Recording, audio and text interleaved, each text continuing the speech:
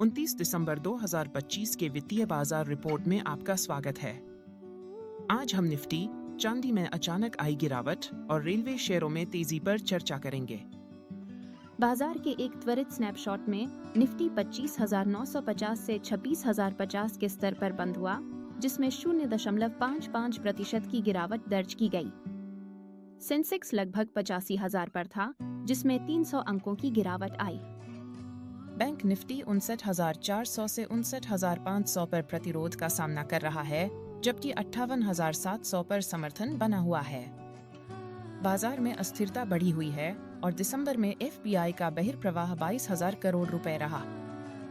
Macro headlines की बात करें तो शुक्रवार को एफआईआई का बहिर्प्रवाह 317 करोड़ रुपए था, जिससे कुल बहिर्प्रवाह 1.58 लाख करोड़ रुपए हो गया।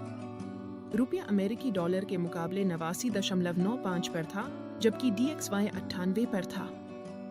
अमेरिकी बाजारों में SP 500 लगभग 6,930 पर था और फेडरल रिजर्व द्वारा ब्याज दर में कटौती की उम्मीदें कम हो गई है।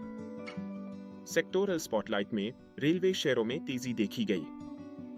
IRFC, RVNL और टीटागढ़ के बाजार पूंजीकरण में कुल 66,500 करोड़ रुपए का इजाफा हुआ। टाइटन में 1% की वृद्धि हुई क्योंकि उन्होंने लैब-ग्रोन डायमंड स्टोर खोला। जॉन कॉकरेल में 5% की तेजी आई, रमेश दमानी की हिस्सेदारी के कारण। इसके विपरीत धातु और रियल एस्टेट क्षेत्रों में गिरावट दर्ज की गई, जो लाल तीर और डाउन ट्रेंड ग्राफ द्वारा दर्शाई गई है। कमोडिटीज में चांदी में अचानक गिरावट देखी गई।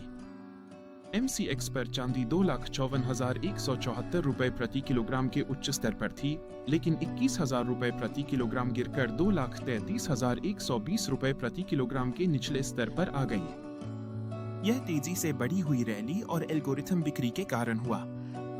इस गिरावट का असर हिंदुस्तान जिंक पर भी पड़ा। भू राजनीति की बात करें तो डोनाल्ड ट्रंप, प्रधानमंत्री मोदी और व्लादिमीर पुतिन की तस्वीरें एक के बाद एक सहजता से दिखाई गई। टैरिफ की धमकियां, रूसी तेल आयात और यूक्रेन वार्ताएं सुर्खियों में रहीं, जिसका तेल और गैस शेयरों पर असर पड़ा। क्रिप्टो कॉर्नर में बिटकॉइन $89,850 से $90,000 के बीच कारोबार कर रहा था, जिसमें $88,000 पर समर्थन था। स्बरबैंक ने बिटकॉइन समर्थित ऋण की घोषणा की। XRP $1.84 पर था, जिसमें साल दर साल 11% की गिरावट दर्ज की गई। आज की रिपोर्ट के मुख्य बिंदु ये थे। निवेश सलाह के लिए अपने वित्तीय सलाहकार से संपर्क करें।